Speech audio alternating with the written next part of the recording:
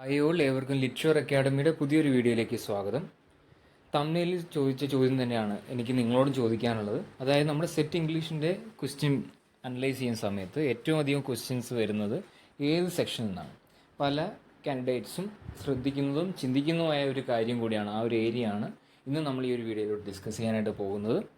അപ്പോൾ വീഡിയോയിലേക്ക് കടക്കുന്നതിന് തൊട്ട് മുമ്പായി നിങ്ങളുടെ ശ്രദ്ധയിലേക്ക് കൊണ്ടുവരാനായിട്ട് ആഗ്രഹിക്കുകയാണ്, നിങ്ങളുടെ പ്രിപ്പറേഷന് വേണ്ടി ഇനിയും സമയം ഇഷ്ടം പോലെ ബാക്കി നിൽക്കുകയാണ്. ഈ ഒരു സമയം വേണ്ട രീതിയിൽ വിനിയോഗിച്ച് കൃത്യമായ രീതിയിൽ സെറ്റ് ഇംഗ്ലീഷ് അതോടൊപ്പം തന്നെ സെറ്റ് ജനറൽ പേപ്പർ 1 ക്വാളിഫൈ ചെയ്യാനായിട്ട് ആഗ്രഹമുണ്ടെങ്കിൽ തീർച്ചയായും ലിറ്ററർ അക്കാഡമി പ്രൊവൈഡ് ചെയ്യുന്ന ക്രാഷ് ബാച്ചിൽ ജോയിൻ ചെയ്യാവുന്നതാണ്. അപ്പോൾ നമ്മൾ പുതിയൊരു ക്രാഷ് ബാച്ചും കൂടി സ്റ്റാർട്ട് ചെയ്യാനായിട്ട് പോവുകയാണ്. അപ്പോൾ കുറഞ്ഞു നിൽക്കുന്ന ഈ ഒരു സമയത്തിനുള്ളിൽ തന്നെ കൃത്യമായ രീതിയിൽ ഏതൊക്കെ പ്രധാനപ്പെട്ട മെറ്റീരിയൽസ് വായിക്കണം, പഠിക്കണം എന്ന കാര്യങ്ങളൊക്കെ ഉൾപ്പെടുത്തിക്കൊണ്ടുള്ള ഒരു ക്രാഷ് ബാച്ചാണ്. താരതമ്യേന കുറഞ്ഞ ഫീസിൽ തന്നെ നമ്മളത് പ്രൊവൈഡ് ചെയ്യുന്നുണ്ട്.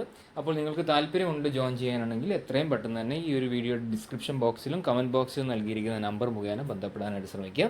അപ്പോൾ നമ്മുടെ പ്രധാനപ്പെട്ട ചോദ്യം, അപ്പോൾ നമുക്കറിയാവുന്ന പോലെ ജൂലൈ മാസം 27-ാം തീയതി എക്സാം നടക്കാനായി പോവുകയാണ്. ഇനി ഒരു വീഡിയോ ചെയ്യുന്നത് മുതൽ ആ ഒരു എക്സാം ഡേറ്റ് വരെ കൃത്യമായി നിങ്ങളുടെ മുന്നിൽ തയ്യാറെടുപ്പിന് മാത്രമേ 53 ദിവസങ്ങൾ ഇനിയും നിങ്ങൾക്ക് മുന്നിലുണ്ട്. അപ്പോൾ സമയമില്ല, സമയം തികഞ്ഞില്ല പഠിക്കാൻ വേണ്ടി എന്ന ഒരു എക്സ്ക്യൂസിനും യാതൊരുവിധ സ്ഥാനവും ഇപ്രാവശ്യത്തെ എക്സാമിനില്ല.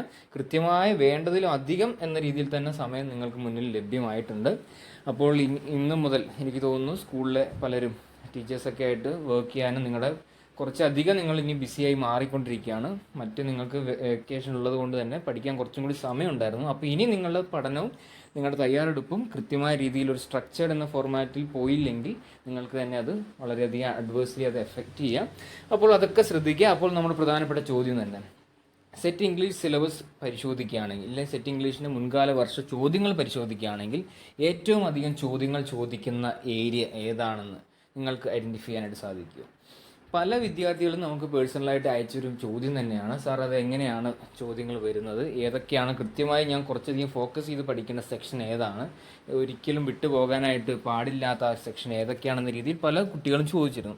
അപ്പോൾ നമ്മളും ആ ഒരു കൗതുകം മുൻനിർത്തിയാണ് നമ്മളും അതുമായി ബന്ധപ്പെട്ട് കുറച്ചധികം റിസർച്ചൊക്കെ ചെയ്തിട്ട് നമ്മളും കണ്ടുപിടിച്ചത്. എന്നിട്ട് ആ ഒരു സ്റ്റുഡൻസിന് വിവരം അറിയിച്ചതാണ്. അവർ ആ രീതിയിൽ തന്നെ കഴിഞ്ഞ പ്രാവശ്യത്തെ എക്സാമൊക്കെ കൃത്യമായ രീതിയിൽ ആ ഒരു സ്മാർട്ട് വർക്കിലൂടെ അവർക്ക് നേടിയെടുക്കാൻ സാധിച്ചു. അപ്പോൾ അത് കരുതിയിട്ടാണ്, എല്ലാ കുട്ടികൾക്കും അതിൻ്റെ ബെനിഫിറ്റ് ലഭ്യമാകട്ടെ എന്ന് കരുതിയിട്ടാണ് നമ്മൾ ഈ ഒരു കാര്യം പറയുന്നത്. ഇത് 100% ഷുവർ ആവണമെന്ന് ഒരിക്കലും നിർബന്ധമില്ല. ഇതുവരെയുള്ള എക്സാമുകൾ ചോദിച്ച പാറ്റേൺസിനനുസരിച്ചാണ്, പ്രത്യേകിച്ച് കഴിഞ്ഞ പ്രാവശ്യത്തെ എക്സാമിലൊക്കെ വന്ന ഒരു പാറ്റേണൊക്കെ അനലൈസ് ചെയ്തിട്ടാണ് ഈ ഒരു സെക്ഷൻ നിർബന്ധമായും നിങ്ങൾ ഒരു കാരണവശാലും വിട്ടുപോകരുതെന്ന് എടുത്ത് പറയുന്നത്. അത് മറ്റൊന്നുമല്ല, ബ്രിട്ടീഷ് ലിറ്ററേച്ചറാണ്.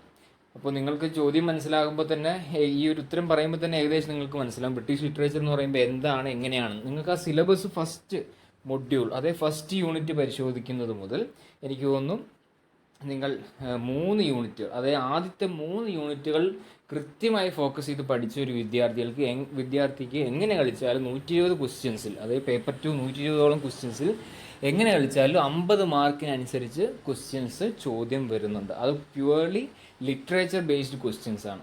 അപ്പോൾ യൂണിറ്റ് 1 എന്ന് പറയുമ്പോൾ ചോസർ മുതൽ ആ ഒരു പീരീഡ് വരെ, റൊമാൻറ്റിക് പീരീഡ് മുതലാണെന്ന് തോന്നുന്നു.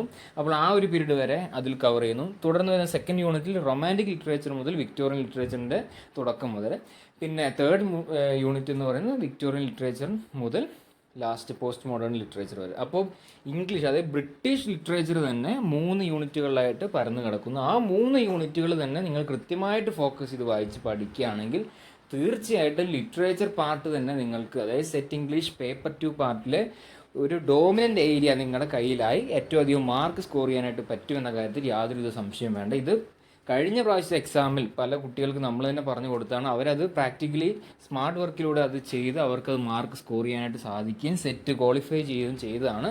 അപ്പോൾ അതുകൊണ്ടാണ് കൃത്യമായി പറഞ്ഞിരിക്കുന്നത്. ബാക്കി വരുന്ന 3 യൂണിറ്റ് എന്ന് പറയുന്നത്, നമുക്കറിയാം 6 യൂണിറ്റുകളാണ് മൊത്തം ഉള്ളത്. അതിൽ 3 യൂണിറ്റ്, ആദ്യത്തെ 3 യൂണിറ്റുകളാണ് ബ്രിട്ടീഷ് ലിറ്ററേച്ചർ വരുന്നത്.